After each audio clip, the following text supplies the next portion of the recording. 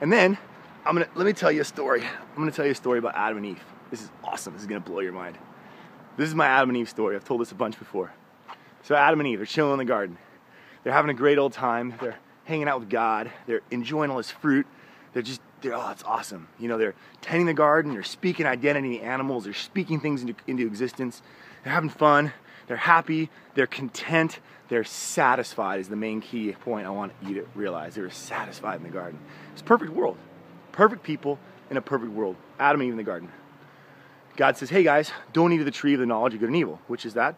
That's, what did I call it earlier? Oh, that's the law, basically. That's where the law comes. It's not the law, but that's where the law comes from. And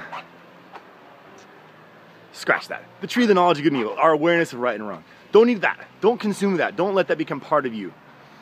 And like, okay, no problem. God got it. Cool. You know, God tells Adam, Adam tells Eve. And then Adam tells Eve, hey, don't touch the tree, which is interesting. Anyway, so Adam tells Eve, don't touch the tree. They're cruising along. And, dude, you know what? You know what I think? I think they forgot all about it. They didn't forget, but they were indifferent to it. They're like, oh yeah, God said not to eat of that fruit. They didn't care. They had blind faith, perfect trust, perfect faith in what he said. And Eve was like, okay, no problem. I won't eat of the tree. Like, that's no big deal. You got it, God, no problem. It took Satan to come along. And say, hey, Eve, check out this fruit. Eve's like, what fruit? This fruit right here, silly. Oh, yeah, God said not to eat of that fruit. She was indifferent. She was full. She was satisfied. She wasn't tempted by the fruit. She had all the fruit in the garden. And Satan says, hey, Eve, look at this fruit. It's pleasing to the eye. It's pretty. She goes, well, of course it is, silly. God made it. Why wouldn't it be? And he's like, strike one. Didn't work. So Satan comes again. He says, hey, Eve, check out this fruit. It's pleasing to the eye, and it's good to eat. And Eve says, well, of course it is, silly. God made it. Why wouldn't it be? He said not to eat of that fruit. Why are you bothering me? Get out of here. Strike two. And then Satan comes back. It's probably all in one sentence here. I'm just kind of making these. I just want to land these points because they're really interesting. And then Satan says, hey, Eve, okay, check out this fruit. What fruit? Oh, yeah. God said not to eat that fruit. But look, it's pleasing to the eye, Eve. It's good to eat. And it'll make you like God. Wait, what'd you say? Eve goes, what'd you say? Make me like God? You mean I'm not already like God? Wait, you mean God's holding out on me? You mean there's something God's keeping from me? You mean I'm not already, wait, I'm not already perfect? I thought I was perfect. I'm not already perfect? And there's something that I'm not, that there's some lack out there that God's keeping from me, so God doesn't love me? Wait, you mean God's not love?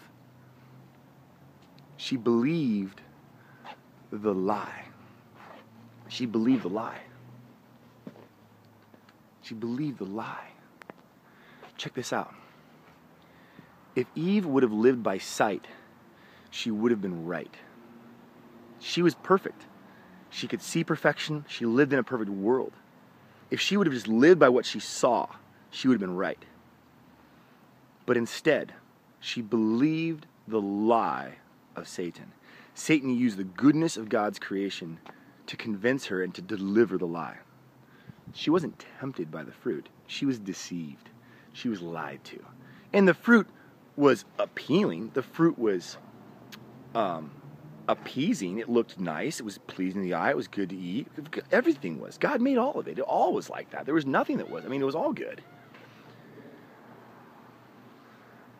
Interesting, right? So one of the lessons I really like to emphasize there was she was satisfied. She lacked nothing. And she believed that she lacked something. And then she did something. She took initiative to do something to fulfill her own lack. So she lacked nothing, but then she believed she lacked something, and then she did something about it instead of trusting God and saying, God will take care of my needs. God will take care of my lack. She's like, I need to do something to fulfill my own lack. There you go. So now, okay, I wish I had a whiteboard because I want to draw this so bad. Now it's just the opposite. It was perfect people in a perfect world. She believed the lie. They ate the fruit and they became what they believed. They became lacking. She believed she lacked. She became lacking. She believed the lie. It wasn't even true. She lacked nothing. She was already godly, but she believed it and ate of the fruit. Okay, now we're fallen people. We've been separated. We've believed that we lack something. We're fallen people, and we're in a fallen world. And now Jesus comes and gives us and delivers the gift. Satan came and delivered the lie. Jesus comes and delivers the gift, and he uses his people to deliver the truth, to tell you the truth. So you believe the truth, you believe the gift. And now we're in a fallen world, we're fallen people, so what we see, what we believe is more powerful than what we see. So even though we see the fallen world all around us, we believe the truth. What's the truth? We've been redeemed. We've been made new.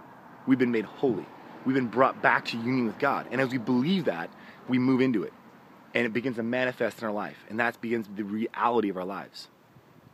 So Eve saw perfection. She was perfect. She saw perfection. She believed the lie. She became the lie. Now we are imperfect. We live in an imperfect world. But we believe the gift and we become the gift. We are that's our truth. That's our reality. And so therefore our sin nature has been redeemed. Sin has been eradicated. Sin has been killed. It's been crucified on a cross 2,000 years ago. We've been made new. We're holy. We're natural beings. We have natural bodies. And we're spiritual. We've been born from above. We've been born again. We're holy, pure, blameless. There is no condemnation. So I wish I could draw circles to just show like it's exactly the opposite, to where now every day we get to believe in the gift and believe in our redemption. That's the gospel. And also the other thing I like about that analogy is the understanding of temptation. That God's given us all our desires. You know, he's given us all our desires. And he's given all the creation was made for our pleasure and for us. And it's just that Satan has attached his lies to those God-given gifts. So all this nonsense about this is evil and that's evil, those all have original innocence. So look for original innocence in life, in natural pleasures, in having a few drinks, in having sex with your wife, you know, in getting high on Jesus, you know, and going snowboarding and making some powder turns. I don't know, and in enjoying food, whatever natural thing you sort of like are denying yourself. It's like, dude, God made that for your pleasure, and he's redeemed it. It's been redeemed. So don't believe the lie, believe the gift, believe the truth. This isn't freedom to go sin, it's freedom from sin. He set us free. Enjoy your freedom. You're holy, you're new, you're pure. And as we rest in that gift, it's 100% a gift. It's not up to us. As we rest in that, it manifests in our life, and it just happens. It comes through us. You don't need to try to pop a hernia and strive, and you don't need to try to manufacture fruit like this tree. You can see this tree behind me. It's really striving really hard. It's trying to produce these leaves. I'm gonna be a tree. I'm gonna be a tree. Like, no, dude, it's just a tree. You're just the Son of God. You're just holy. It's just who you are. Because of what he did, because of what he chose, because of his sacrifice, because of his suffering, because he was crucified on the cross, because he rose again, and he's included us. He swept us off our feet. All we get to do is agree and go, yes, Lord, yes. Thank you for saving me. Thank you for filling me. That's the gospel. You're holy. You're new. You're pure, perfect. You're pure.